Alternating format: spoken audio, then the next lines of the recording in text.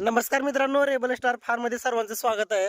तर आता बघा, आता उन्हाळा चालू झालेलाच आहे, थंडी वरचेवर कमी होत आहे आणि जिकडे तिकडे बघायला जर गेलं तर भयंकर ऊन चालू आहे सध्या. आणि आपण जो चारा लागवड केलेला होता 4G बुलेट नेपियर, बघू शकता किती फुटवे झालेले आहेत. बघा त्यावेळेस कमेंट आलेली होती की ऊसासारखं तुडवून लागवड करा चाऱ्याची. हे बघा, जिकडं तिकडं पद्धती वेगवेगळ्या वापरल्या जात असतात. आता बघू शकता ह्या ठिकाणी फुटवे वगैरे बघा तुम्ही, सध्याला पाणी देणं चालू आहे. फुटवे बघा एकदम जबरदस्त झालेले आहेत. चारा बघा आणि किती जबरदस्त हाईट वगैरे झालेली आहे व्यवस्थिशीर.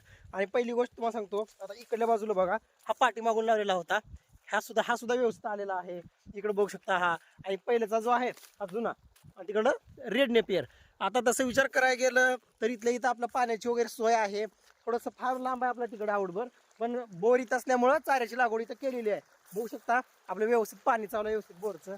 आणि इकडल्या बाजूला मी सांगितलेलं होतं की आपल्या सुबावळीमध्ये आपल्या मक्काचं आंतरपीक घेतलेलं आहे. बघू शकता मका वगैरे आलेले आहेत मध्ये, किती जबरदस्त. तेवढीच मका 8-15 दिवस जरी खाल्ले तरी एक नंबर काम होऊन जाते. आणि मध्ये जे आहे ते सुबाबूळ आहे.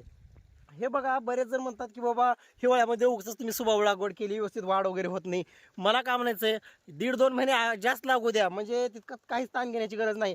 समजा इथून पुढे जर 2-2.5 महिन्यानं जर कापणी करून टाकली, मिरगाच्या वेळेस समजा जरा पहिली जर कापणी आली याची व्यवस्थित, जर 4-5, 10-12 जे काय पहिल्या कापणीचे फुटवे जे येतात भरपूर येतात, असं विचार करायला गेलं तर पहिली कापणी मिरगाला जरी आली तरी बस झालं. आता बघू शकता, आता इथून पुढं आता हे बघा, ह्याच्यावरती मावा वगैरे पडलेला आहे, एक फवारणी झालेली आहे, तरी सुद्धा रोगराई आहे वरती. आता परत एकदा वगैरे फवारणी करायची त्याच्यावरती, जेणेकरून व्यवस्थित त्याची वाढ होईल. कसं आहे, कोणताही चारा असो, भला तो मेथी घास असो काही असो, पहिली जी कापणी आहे ती थोडीशी जड जात असतेच मित्रांनो, तेवढं तुम्हाला झड सोसावंच लागत असते. म्हणूनच म्हणतात की बा, शेळीपालन सुरू करण्याच्या अगोदर व्यवस्थित चारा नियोजन करून घ्या. इकडं आहे तो रेड नेपियर. आणि महत्त्वाचं म्हणजे बघा, मेथी घास. आता मेथी घासाला मुंगी पाईपानं रेग्युलर पाणी चालू आहे, ती बघू शकता. आणि 12 महिने मेथी घासामध्ये आता आपल्या मुंगी पाईपच राहणार आहे. किती जबरदस्त आणि हिरवागार जबरदस्त कोवळा एकदम जबरदस्त मेथी घास आलेला आहे. आता ही मेथी घासाची आहे 4थी कापणी. 4थीच आहे ना? हो, 4थी कापणी आहे. संपूर्ण तिथपर्यंत कापत गेलेला मेथी घास आहे.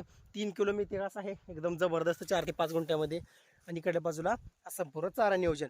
इकडे ज्वारीचा कडबा, तिकडे गव्हाला पाणी चालू आहे, तेव्हा गहू तिकडं, असं नियोजन आहे मित्रांनो. चारा वैरणी बघा, उन्हाळ्यामध्ये हिरव्या वैरणीवरती कितीही जरी भर दिला तर काहीच अडचणी होत नाही. ती एकदम जबरदस्त शेळ्याच्या पोटावर थंड राहतात, मस्त शेळ्या राहतात.